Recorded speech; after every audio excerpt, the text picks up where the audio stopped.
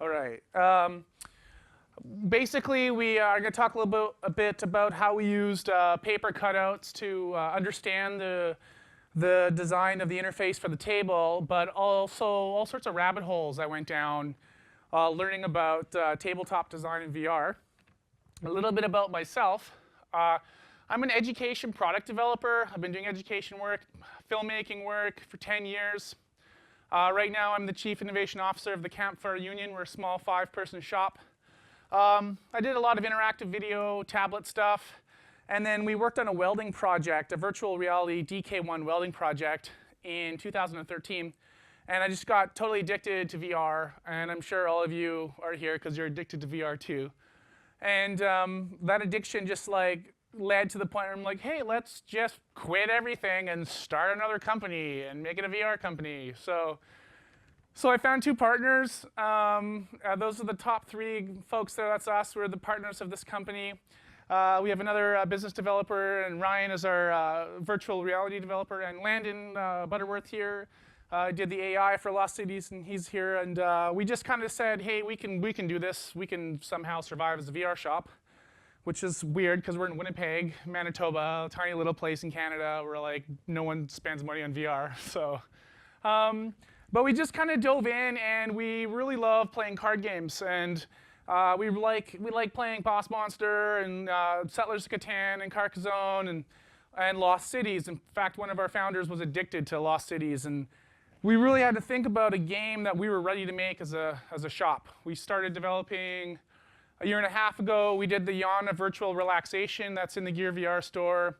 And because I have no formal experience in video game production, we knew that we couldn't create the Mona Lisa. We had to figure out something that we could actually obtain and do. And because we knew Lost Cities had the fun in it, because Reiner Knizia found the fun for us, essentially, that we could just focus on developing the game itself. But the big problem or the big challenge was, how do you create a tabletop in VR? And so my job on the team was to design the tabletop. Another thing that we also realized is that we wanted a single-seated experience. We wanted no locomotion. We didn't want anyone to have any issues with motion sickness because, I don't know, I don't like getting sick. So I didn't think our players would want to get sick either. So this is our tabletop right now. I have a copy on my Gear VR. Landon has a copy on his Gear VR. If anyone wants to take a look at it in the game itself, you can just tap us on the shoulder and we'll demo it for you. And I'm going to basically talk about kind of this is the weird rabbit hole of development and exploration to get here. And a little bit how I work, because I'm a self-taught person. I have no formal experience, so I'm the bull in the china shop that developers love and hate at the same time. So I don't know what can be done, and I do a lot of experimentation. And I think that's the most important thing is when you're doing interfaces, because we're only almost like 2 years into this, and there are so many more interfaces to create. If you're not coming at it with this experimental mindset, you are going to miss out on some discoveries. And that's the one thing that I really like, is I don't know my limits because no one's told me what my limits are. So be really playful in your process. So design objectives. One of the things before we started anything is we really had to understand what were the design objectives of the table. Because I can't measure what success is if I don't have objectives to measure too. So we knew that the cards had to be legible. That was really important. We knew that head movement needed to be limited because neck strain is an issue with head movement. We knew that the board could not obstruct the environment because the environment, the thing about Lost Cities, it's really kind of you don't need to be anywhere to play the game. You can just play with any regular deck of cards. You don't even need to buy the board to play the game. You can just do it yourself. But they create a kind of a theme that allows you to be in a desert, or allows you to be in a Brazilian rainforest, or under the water, or in a volcano, or in the Himalayan mountains. And we wanted to play with that idea that the theme would actually be the environments that you play in. So we really needed to keep the environments open and let people see them. We needed an opponent, which it's no fun playing by yourself, right? It's not solitaire. And we needed it to feel right. And feel is something that is this like nebulous thing that people talk about presence and they talk about immersion, and those are all like real things. So I'm not saying they're not. I'm just saying it's hard to understand what they mean, and I like to use the word feel. So if it feels right and if it's feeling right, then I feel like we're achieving some of those objectives. I'm going to talk a little bit about some of the crazy mistakes I made and some of the things that were really successful around feel. In order to really describe this board, I'm going to actually deconstruct the board for you a little bit more because it won't make sense otherwise. So I'm going to break down the board. Basically, you have, this is your pickup pile. So at the end of your turn, you can pick up on the pickup pile. This center piece, which looks like the board itself, actually is a series of discard piles. So the first is a yellow card there, which is the Desert Sands, which is the Desert Sands discard pile. Then you got Neptune's Realm, which is the blue. You got the Himalayan Mountains, which is the white. The Brazilian Rainforest, which is the green panel. And then the Ancient Volcano, which is the red. Now, actually, those are like, look at those as columns. And you will see that the cards that are played in front of those discard piles are your expeditions. So you can go on 5 expeditions, and your opponent can be going on or are going on the same 5 expeditions. And you're competing with each other. And the goal is that when you start an expedition, it costs 20 points. And then if I play cards in ascending order from 2 to 10, if I have more than 20 points, I get a profit in my expedition. So the yellow cards, for example, that would be me. I'm playing on the Desert Sands expedition, and I'm trying to get 20 points. And then on the green one, in the Brazilian rainforest, I'm trying to get more than 20 points. And my opponent's trying to do the same thing. And if you add up all my profits, and you add up all their profits, whoever has the most profits at the end of the game wins. So this is the expeditions where you play. You play on those expeditions. And then finally, you have these fanned-out cards. And these fanned-out cards are your cards that you play your hand. And all those components of the board needed to be brought into the Lost Cities VR version. And one of the things when we first started was, hey, this is a great sit-down experience. Tabletop's going to be great. But we didn't count the number of cards that we were designing for. So it was like when it came to table design, you didn't realize that there's 126 different positions that the cards could be played down, and how do you display and actually relate that to the user. So that was a massive, massive design challenge for us. This is my first sketch. So I, for sure, took more time on the beard than the table. And because I like beards for some reason, I don't know why. But this sketch was the sketch we sent to Reiner Knizia to get the license to do this. So the lesson I learned on this one is that you don't have to have beautiful artwork. It's just get the concept out. And this is just basically, I like to start on paper. A lot of people like to get into digital tools, and paper for me is more fun. And I actually kind of recommend getting more tactile and getting your ideas into paper. And then after we got the license, we're like, okay, now I'm going to make this thing. So I'm going to show you a bunch of table concepts. Now this is like where the rabbit hole begins, and then I'll explain how to get out of that rabbit hole. So this very first concept, it's not fully realized at all. It was like basically an art project for me because I needed to start this thing. And I was actually more excited about creating like a low poly board than actually anything else. But one thing I learned is if you look closely, you see how the cards are laid out, kind of not fanned, but next to each other. You have very kind of limited space to be able to convey information. And I also find in VR, your legibility starts kind of falling off when you start designing out to the distance of the board. And we were really worried about, like, could you actually read 2s and 3s and 10s in that little space? So that was one kind of thing we flagged early on. And then we were also kind of just exploring with just kind of having to position the cards a little bit more facing you. So we really realized that the board's not going to be your traditional flat table, that we're going to have to create elements that are elevated. But the thing about the cards and the position of the cards led us to really think about basically grids and tiles. Basically, tiles allowed us to optimize the amount of real estate we had to deal with in VR. And so what we did is we went to tiles, and tiles and grids are just a natural fit. You don't want to fan tiles, you want to fan cards. Also, if we decided to stick with cards, we'd have had to fan them out a lot, and there'd be a lot of fanning animations, and you're always using these cards. It'd be really annoying. So just to get rid of that completely, we went to tiles and grids, because then you can see the whole playing surface straight up without having to worry about any kind of animations getting away from the user experience.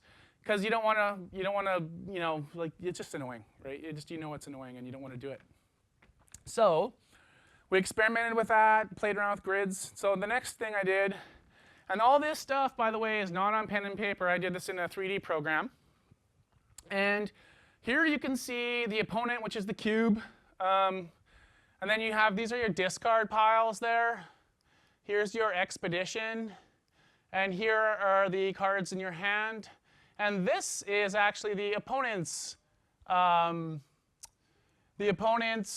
expeditions, and that's a scoreboard, and it's just ridiculous.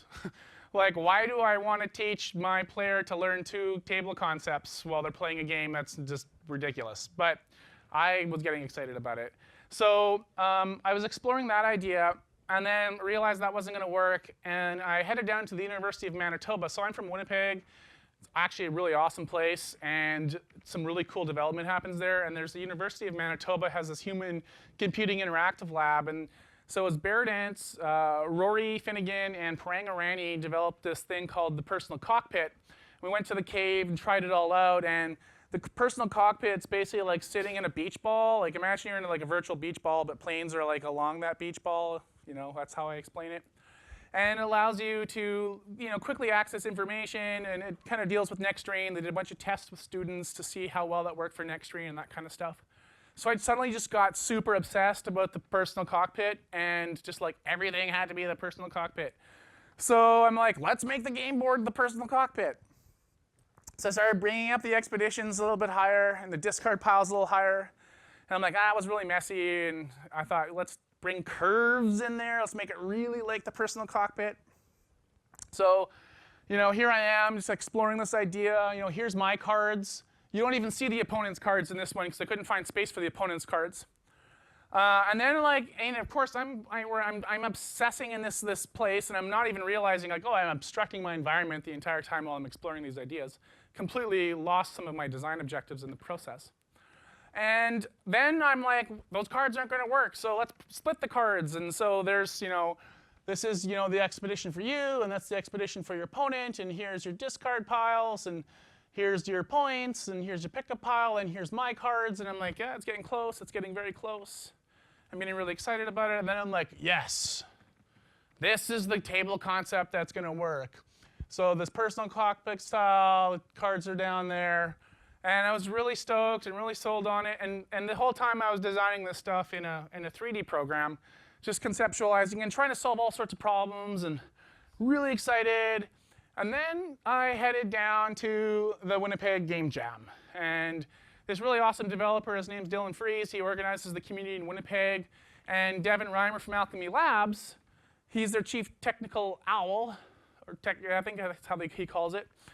He's an hour and a half away from us, and he came on in, and I'm like, he's really good at VR. Alchemy Labs knows VR.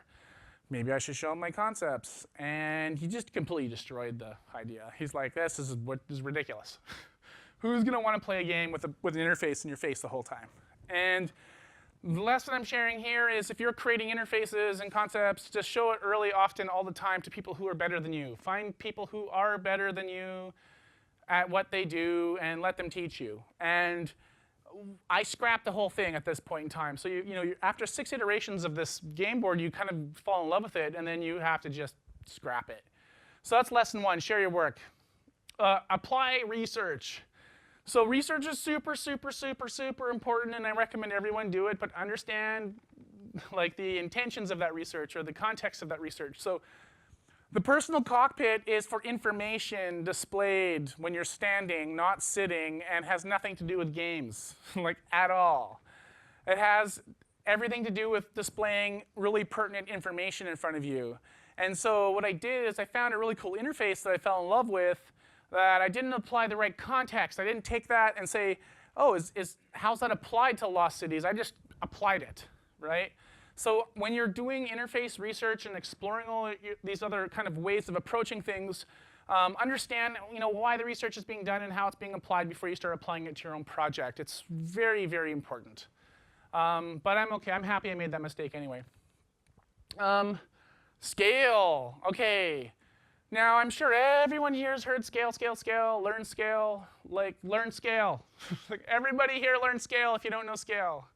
It takes 15 minutes to fundamentally understand scale. Implementing scale is a little more challenging, but understanding how it works literally takes 15 minutes. So what I did is I took my concepts that I was designing, and I brought it into Unity. And I moved my cameras around, and I got the board kind of feeling right, and it's kind of working. And what I didn't realize what I did was I actually made a 190-foot tall, skinny toothpick person with normal-faced head, like IPD distances for a regular person, with a table that was 40 times too large, and I was trying to make design iterations off of that. And if your entire sense of scale is not working, you can't make design iterations. So what you need to do before you start a project, before you conceptualize the work, you have to work with your creative team and decide what scale you're going to use. Are you going to be a giant? Are you going to be a mouse? Are you going to be real scale?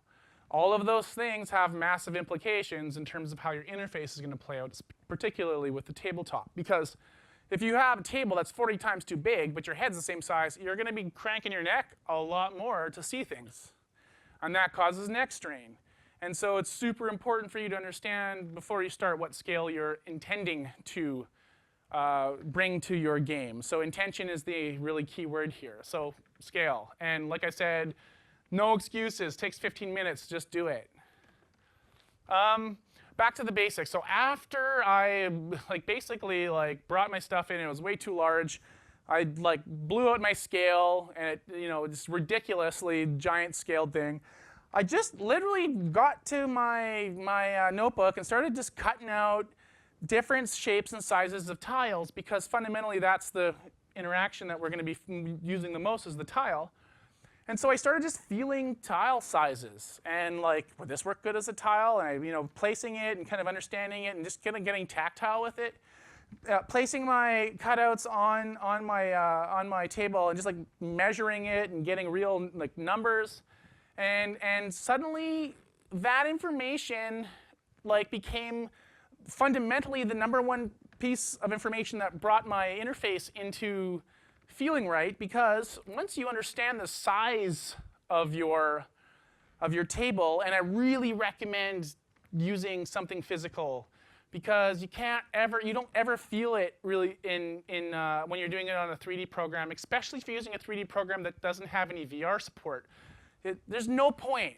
Don't even bother. Don't bother wasting your time in developing 3D models, and just get to understand your scale. Physically touch your game board. And then get right into VR. Forget the step where you're exploring, oh, I'm going to go check out this thing and check out that thing, and it's a waste of time. Understand your scale and how it feels, and then go into VR, use planes, use cubes, use cylinders, whatever you need to do. This right away became a quick test on the font size and typography we had to use, because I knew the size of the planes that we were having. It's 6 centimeters by 6 centimeters. Really quickly figured out how to place my cards. Instantaneously realized that the environment suddenly worked. My opponent had the right position. Everything fell into place once I started to really just kind of think about it from this kind of real scale perspective, and actually got my hands on it. And so I just skip this visualization, pre-visualization 3D crap, jump into VR right away. It's super, super, super, super important. I don't understand why this text doesn't fit in my speech bubble. Okay, so don't build your table without taking into consideration what the most important asset is. So for us in Lost Cities, the tile is the most important asset. It is the thing that you're going to be laying down all the time. It is the thing you're interacting with most. If you write your text first and then put your bubble around your text, your bubble will always fit your text. If you create your table around the asset you interact with the most, then you know it's going to be good for your player. So really, don't work in and out. Work from the most minute and then work out, and make sure it's the thing that's the most important that you're working with. So really learn to prioritize and figure out what the most important asset or game piece that is being used in your table. Super, super important. Make it feel right. This was cool. One of our technical artists, his name's Graham Weeb, he started talking about things not feeling right, and we started, what ended up happening is we made this interface that was starting to work, but we'd sit down and we didn't have, it was just a block. It was just a block, and every time we'd sit down, the interface looked right, but I wanted to scooch in. I wanted to scooch my chair in all the time, and with the gear, you can't scooch, right? You have no positional tracking. And all we had to do to make people feel like they were scooching in the right way was just take a shelf and bring a shelf out. And so then, because my legs were underneath that shelf, I felt like I was underneath the table, and suddenly all the elements of the interface started just feeling right. So just things like that, human behavior to want to move your chair in or to feel like your legs are under a table completely plays a role in how things feel. So between scale and the scooching trick really helped make that table easier to kind of express its intention and how it feels when you're in there. So that's just a summary. Share your work off and get feedback from people who are better than you. Apply the research the right way. Understand scale fundamentally. Get hands-on. Start playing with crafts and cutouts. Get into VR right away. As soon as you understand what you're making, test it in VR. Don't bother doing any pre-visualization. Prioritize from the asset out. That's super important. From the most important tile or most important component of your game board out. And then understand if there is particular things, like legs go under table is the thing that we learned for our table. But if there are certain particular things that we as people do all the time that you're not doing in your VR experience, try to find those little secrets and those little components, because that really makes all the difference. So I have 2 minutes to answer questions, and also if you want to sign up for our Lost Cities VR blog newsletter, it's lostcitiesvr.com, and we do technical blog posts all the time. We did one today on the table. We did one on the AI. We do stuff all the time sharing our process, so it's lostcitiesvr.com, and if anyone has questions, someone has a microphone that they're going to hand around or something like that. So thank you.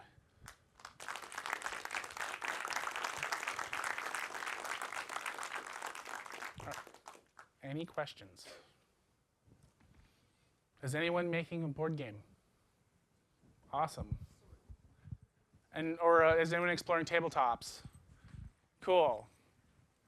I love that genre, and I hope there's more tabletop stuff that comes for the gear. So. I can do without mic, I guess. Okay. So you discarded the idea of going with cuts because it would be too long to animate and all that? No, two reasons. One.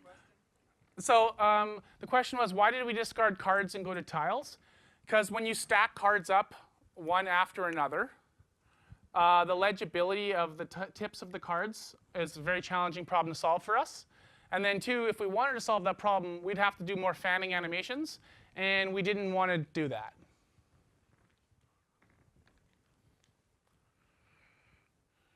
All right. Yeah.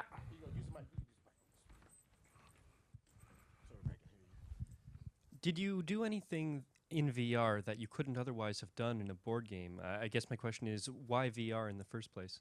Well, because we weren't trying to create the impossible. What we were trying to do is, actually that's not true. What we were really trying to do in Lost Cities that we'd always wanted to do is, because Lost Cities doesn't let you go on any of the Lost Cities adventures, right? Lost Cities just makes you play the game, and you kind of got to imagine the storyline or the environment. What we wanted to do, taking from our experience from Yana, which was mostly an environmental app, is bring as many environments to the game as possible. So that's really the reason why we did that. All right, so thanks a lot, and have a great conference.